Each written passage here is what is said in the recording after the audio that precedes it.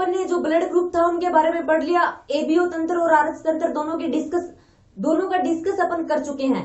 अब आगे अपना जो नया टॉपिक स्टार्ट होगा वो है ब्लड क्लॉटिंग, रुधिर का थक्का बनने की क्रिया विधि। रुधिर का थक्का बनना या फिर रुधिर स्कंदन भी बोल सकते हैं।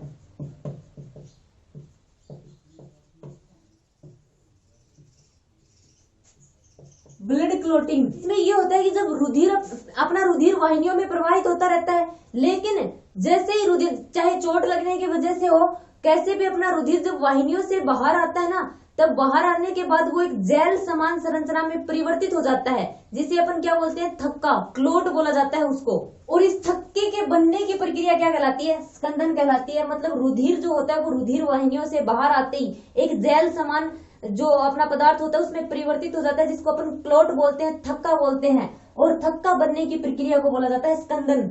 और वैसे देखा जाए तो ये अपने क्लोटिंग की प्रोसेस होती है, स्कंदन की प्रोसेस जो होती है वो अपने लिए एक सुरक्षित प्रणाली का भी कार्य करती है, सुरक्षा का भी कार्य करती है, क्योंकि ये जीवाणुओं को, रोगाणुओं को ब्लड में प्रवेश करने से रोकती है।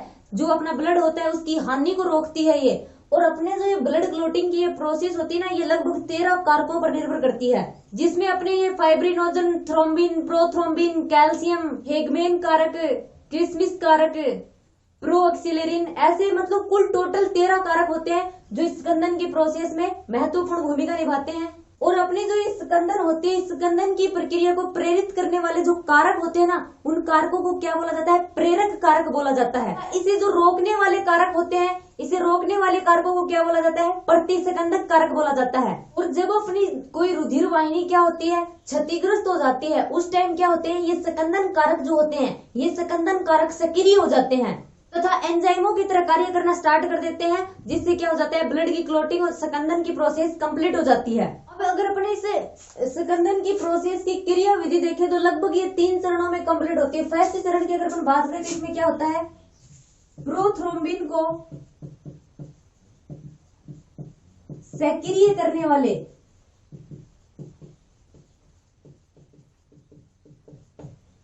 कारकों का निर्माण, ये अपना फर्स्ट स्टेप है। सबसे पहले जो अपना प्रोथ्रोम्बिन है उसको सक्रिय करने वाले कारकों का निर्माण होगा।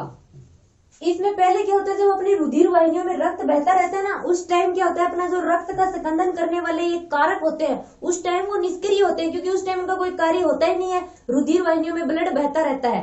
तो उस टाइम ये क्या होते हैं, रुधिर के जो ये कारक होते हैं, ब्लड क्लोटिंग करने वाले जो ये कारक होते हैं, निष्क्रिय अवस्था में रहते हैं। लेकिन जैसे ही रुधिर वाहिका या रुधिर के अवयव क्षतिग्रस्त हो जाते हैं, तब क्या होता है, ये कारक सक्रिय हो जाते हैं। इसमें होता क्या है, रुधिर का जब स्राव होता है, मतलब अपना रुधिर वाहिनी जो है वो क्षतिग्रस्त हो गई, फिर क्या होगा, रुधिर का स्राव होगा। और रुधिर का स्राव होगा तब क्या होगा, अपने जो पट्टिकाणु हैं, जो प्लेटलेट्स हैं, वो वायु के संपर्क में आ जाएंगी, और वायु के संपर्क में आते ही क्या होती है, वो टूट जाती हैं।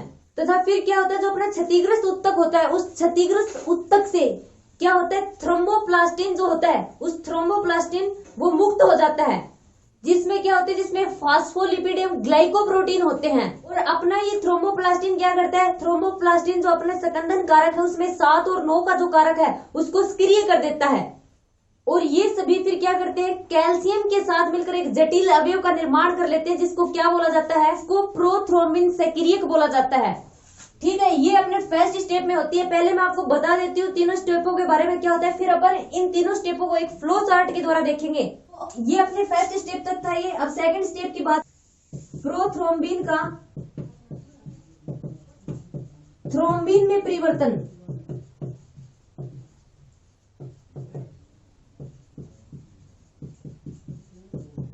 अपनी जो ये प्रोथ्रोम्बिन होती है, ये प्रोथ्रोम्बिन क्या होती है, प्लाज्मा में पाई जाने वाली प्रोटीन होती है। और अपना जो ये फर्स्ट स्टेप था, इसमें लास्ट में अपने पास क्या बना था, प्रोथ्रोम्बिन सक्रियक बना था। तो प्लाज्मा में पाया जाने वाला ये जो प्रोथ्रोम्बिन है, इसको प्रोथ्रोम्बिन सक्रियक क्या कर देता है, सक्रिय कर देता है। और जब उसको प्रोथ्रोम्बिन को ये सक्रिय कर देता है तो वो किस में चेंज हो जाता है, वो थ्रोम्बिन में चेंज हो जाता है। अगर नेक्स्ट स्टेप देखें तो इसमें क्या होता है, फाइब्रिनोजन का फाइब्रिन में परिवर्तन।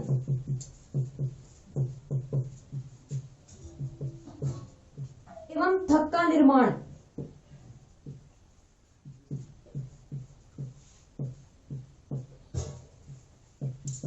अब अपनी फाइब्रिनोजन जो होती है, ये फाइब्रिनोजन प्लाज्मा में पाई जाने वाली प्रोटीन होती है। और ये किस प्रकार की प्रोटीन होती है? ये घुलनशील प्रोटीन होती है। ये प्लाज्मा में पाई जाने वाली घुलनशील प्रोटीन होती है। थ्रोम्बिन की सहायता से क्या हो जाता है? अपने पास यहाँ पर थ्रोम्बिन सक्रिय हो गया था। थ्रोम्बिन की सहायता से ये किस में परिवर्तित हो जाती है? थ्रोम्बिन की सहायता से इसका जल अपघटन फाइब्रिन एकलक में हो जाता है, जो कैसा होता है? जो रेशेदार एवं अघुलनशील होता है। और ये फाइब्रिन एकलक फिर तुरंत ही पॉलीमृत होकर या बहुलीकृत होकर लंबे फाइब्रिन तंतु का निर्माण कर लेते हैं। अब जो ये फाइब्रिन तंतु बने हैं, ये घावों में, घाव जो लगा होता है उस पर परस्पर जुड़कर एक जाल जैसी संरचना बना लेते हैं। और इस जाल में क्या होता है? फिर रुधिर केशिकाएं जो होती हैं अपनी फैल जाती हैं। और इस प्रकार अपनी फाइब्रिन तंतु एवं जो रुधिर केशिकाएं जो होती हैं उनसे बनी जो संरचना होती है, ये क्या कहलाती है? थक्का कहलाती है। अपना जो ये थक्का होता है, ये धीरे धीरे क्या होता है? दृढ़ हो जाता है। और क्या होता है? फिर लास्ट में रुधिर का स्राव जो होता है वो रुक जाता है।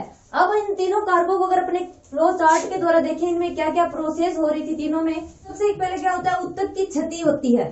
ठीक है, ऊतक की जब क्षति होती है तभी तो अपना क्या होता है? ये जो ब्लड जो होता है उसका प्रवाह बाहर होता है रुधिर वाहिनियों से। ऊतक की क्षति होती है तो किसका क्या मुक्त होता है? थ्रोम्बोप्लास्टिन।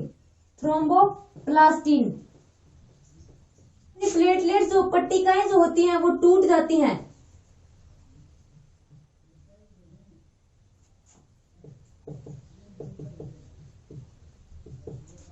फिर जिनसे क्या होता है अपन ने पढ़ा था, जो अपना के बाद क्या होंगे? अपने सकंदन कारक जो होंगे वो सक्रिय हो जाएंगे।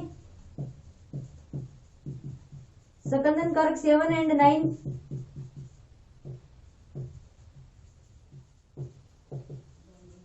तो ये अपना सकंदन कारक 7 और 10 जो होंगे वो सक्रिय होंगे। किसकी उपस्थिति रहेगी? कैल्शियम की। और किसका निर्माण होगा? फर्स्ट स्टेप प्रोथ्रोम्बिन सक्रियक का। यहां तक अपना क्या हो गया? फर्स्ट स्टेप हो गया ये। फिर उसके बाद क्या होता है? सेकंड स्टेप में जो अपना प्रोथ्रोम्बिन निष्क्रिय होता है, इस प्रोथ्रोम्बिन को ये प्रोथ्रोम्बिक जो क्या कर देता है? सक्रिय कर देता है। ये पहले निष्क्रिय होता है, फिर ये थ्रोम्बिन में चेंज हो जाता है। और ये क्या होता है? सक्रिय होता है। यहाँ कैल्शियम आयन की उपस्थिति। अपने तीसरे स्टेप में क्या होता है? अपना फाइब्रिनोजन होता है। और फाइब्रिनोजन क्या होता है? जल में घुलनशील प्रोटीन होती है। ये किस में चेंज हो जाएगा? फाइब्रिन एकलक। ठीक है, और फाइब्रिन एकलक क्या होते हैं? अघुलनशील होते हैं।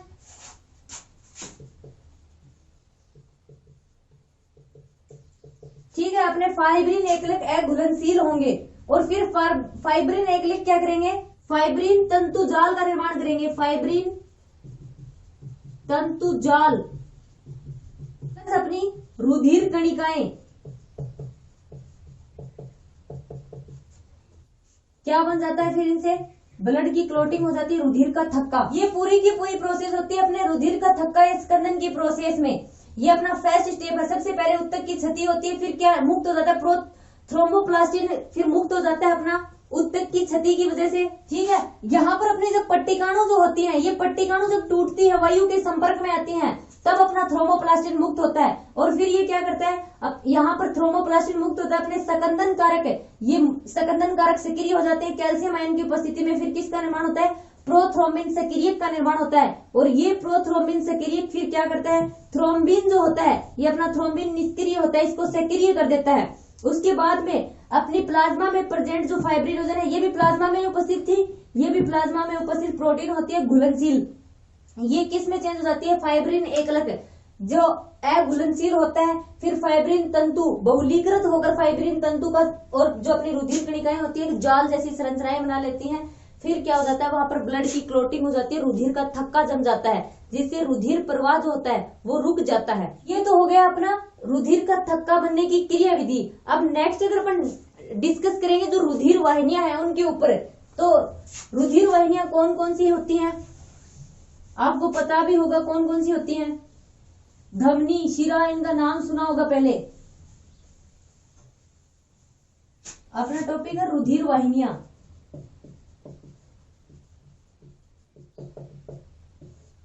रुधिर वाहिनियां या ब्लड वेसल्स रुधिर वाहिका होती क्या है? जिन वाहिनियों में रुधिर का प्रवाह होता है उन्हीं को रुधिर वाहिनियां या रुधिर वाहिकाएं बोला जाता है। और अपने शरीर में 3 मेन रुधिर वाहिनियां वाहिकाएं पाई जाती, कौन सी? धमनी, शिरा और केशिकाएं। इनमें अपने धमनी और जो शिरा होते हैं इनकी भित्ति में ऊतकों के 3 स्तर पाए जाते हैं। और वो 3 स्तर कौन कौन से?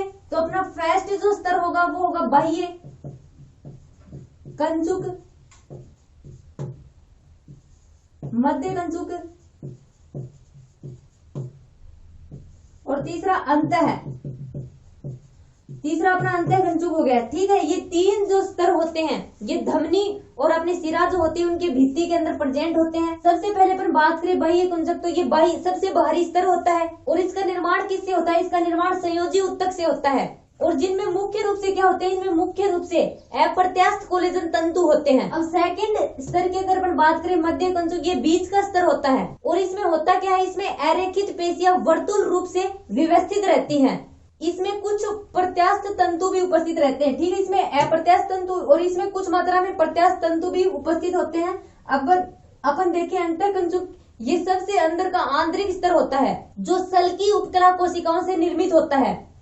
और इसकी जो आंतरिक सतह होती है ना, इसकी आंतरिक सतह कांच जैसी चिकनी होती है। ये तो बात हो गई अपनी धमनी और शिराओं की भित्तियों की। अगर मैन अपन देखें यहाँ से क्वेश्चन आने के चांसेस कहाँ से हैं, तो यहाँ से एक इम्पोर्टेंट क्वेश्चन यही बनता है, धमनी और शिराओं में क्या अंतर होता है? इसके ऊपर क्वेश्चन पूछ सकते हैं या फिर 2 नंबर में। तो अगर अपन शिराओं की बात करें, पहले जो अपनी शिरा जो होती है वो उसका कलर कैसा होता है? वो हल्के नीले रंग की या फिर गहरे लाल रंग की होती हैं। जबकि अपनी धमनियों का जो कलर होता है, धमनियों का कलर कैसा होता है? वो हल्का गुलाबी होता है। और अपनी शिराएं जो होती हैं, अपनी शिराओं का क्या कार्य होता है? शिराएं रक्त को हड्डी की तरफ लाती हैं। और अपनी जो धमनी होती है वो धमनी क्या करती है? रक्त को हड्डी से दूर ले जाती है। शिरा जो होती है वो शिरा कहाँ पर पाई जाती है? शरीर की सतह पर पाई जाती है। जबकि जो धमनियां होती हैं वो धमनियां गहराई में स्थित होती हैं। और अपनी जो शिराएं होती हैं उन शिराओं में अनोक्सी रुधिर जो होता है, मतलब ऑक्सीजन की अनुपस्थिति, अनोक्सी जनित रुधिर बहता है। सिवाय अपवाद स्वरूप कौन सी शिरा को छोड़कर फुफ्फुसीय शिरा जो होती है उसमें ऑक्सीजन जनित रुधिर बह सकता है। क्योंकि अपनी जो धमनियां होती हैं, अपनी धमनियों में क्या होता है? ऑक्सीजन जनित रुधिर होता है। इसका भी अपवाद है, इसमें भी फुफ्फुसीय धमनी को छोड़कर शिरा जो होती है, शिराओं की दीवार जो होती है वो पतली होती है। जबकि अपनी धमनी जो होती है, धमनी की दीवार क्या होती है? मोटी होती है। अगर लास्ट में अपन देखें, शिरा जो होती है, शिराओं में रुधिर जो होता है वो तुलनात्मक रूप से कम दबाव के साथ बहता है। जबकि अपनी धमनी जो होती है उसमें रुधिर का दबाव ज्यादा होता है। तो यहाँ तक अपना टॉपिक यहाँ पर कंप्लीट हो जाता है। धमनी और शिरा में आपसे डिफरेंस पूछेंगे। अपन ने पढ़ लिया एबीओ समूह के बारे में, आर्च तंत्र के बारे में। आगे नेक्स्ट वीडियो में अपन इस डायग्राम का डिस्कस करेंगे कि अपन देखेंगे जो हड्डी की संरचना होती है वो किस प्रकार से होती है, कौन कौन से ऑर्गन्स उसमें प्रेजेंट होते हैं और इसकी कार्य प्रणाली क्या होती है।